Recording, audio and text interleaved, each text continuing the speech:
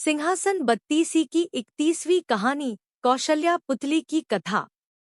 जब 30 बार असफल रहने के बाद एक बार फिर राजा भोज सिंहासन पर बैठने की कोशिश करते हैं, तो 31वीं पुतली कौशल्या वहां प्रकट होती है। वह राजा भोज से कहती है, इस सिंहासन पर तुम तभी बैठ सकते हो जब राजा विक्रमादित्य जैसे गुण तुम में हों। इसके साथ ही 31वीं पुतली राजा भोज को राजा विक्रमादित्य की एक कहानी सुनाती है, जो इस प्रकार है। समय के साथ साथ राजा विक्रमादित्य बूढ़े हो चले थे और उन्होंने अपनी शक्तियों से यह भी पता कर लिया था कि उनका अंत अब करीब है। अब राजा का ध्यान राजपाट और धर्म कर्म के कामों में ज्यादा लगा रहता था। योग साधना के लिए उन्होंने वन में एक आवास भी बना रखा था। एक दिन वन में साधना के दौरान उन्हें एक दिव्य रोशनी आती दिखाई दी। जब राजा ने ध्यान से देखा तो पता चला कि यह दिव्य रोशनी सामने वाली पहाड़ियों से आ रही थी। अचानक से राजा को रोशनी के बीच चमचमाता हुआ सुंदर महल भी दिखाई पड़ा। इस सुंदर महल को दूर से देखने के बाद राजा को उस महल को पास से देखने की इच्छा हुई। अपनी इच्छा को पूरा करने के लिए राजा ने अपने दोनों बेतालों को बुलाया। बेताल उन्हें पहाड़ी पर तो ले आए, लेकिन बैताल पहाड़ी से आगे महल में नहीं जा सकते थे। इस बात का कारण बताते हुए बेताल ने राजा से कहा, इस दिव्य और सुंदर महल को एक योगी ने अपने मंत्रों से बांध रखा है। इसके अंदर वो ही जा सकता है जिसने अपने अच्छे कर्मों से उस योगी से ज्यादा पुण्य कमाया हो। बेताल की बातें सुनकर राजा विक्रमादित्य को यह जानने की इच्छा हुई कि उन्होंने योगी से ज्यादा पुण्य कमाया है या नहीं।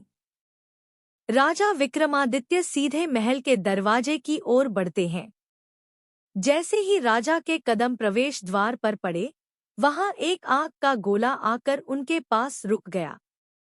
इसके बाद महल के अंदर से आज्ञा भरी आवाज सुनाई पड़ी और वो आग का गोला राजा के पास से पीछे हट गया। जब राजा विक्रम ने महल के अंदर प्रवेश किया, तो उस आवाज ने राजा से उनका परिचय मांगते हुए कहा, सब कुछ सच बताओ, वरना आने वाले को श्राप देकर भस्म कर दिया जाएगा।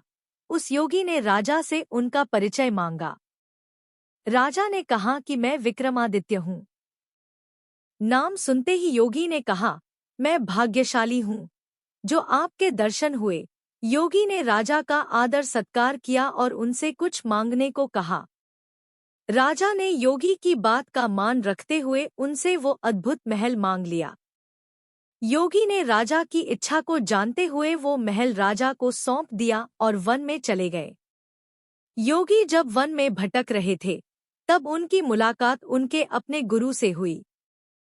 गुरु ने योगी को इस हाल में देखकर वन में भटकने का कारण जानना चाहा, तो वह बोले कि मैंने अपना महल राजा विक्रमादित्य को दान कर दिया। योगी की इस बात पर गुरु ने हंसते हुए कहा, धरती के सबसे बड़े दानी को तुम क्या दान करोगे? ब्राह्मण के रूप में जाकर विक्रमादित्य से अपना महल फिर से मांग लो। अपने गुरु की बात मानकर योगी ब्राह्मण वेश में राजा के साधना वाले स्थान पर पहुंच गया और उनसे रहने के लिए जगह देने की प्रार्थना की।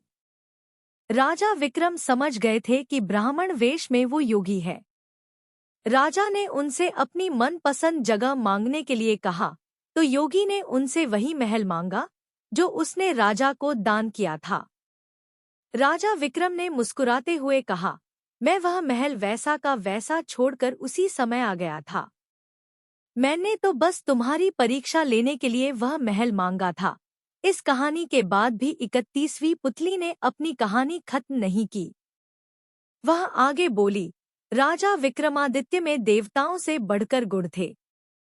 वे इंद्रासन के अधिकारी माने जाते थे, लेकिन सच तो यह है कि वो देवता नहीं मानव थे, जिन्होंने मृत्यु लोक में जन्म लिया था। पुतली ने आगे कहा कि राजा ने एक दिन अपना देह त्याग दिया।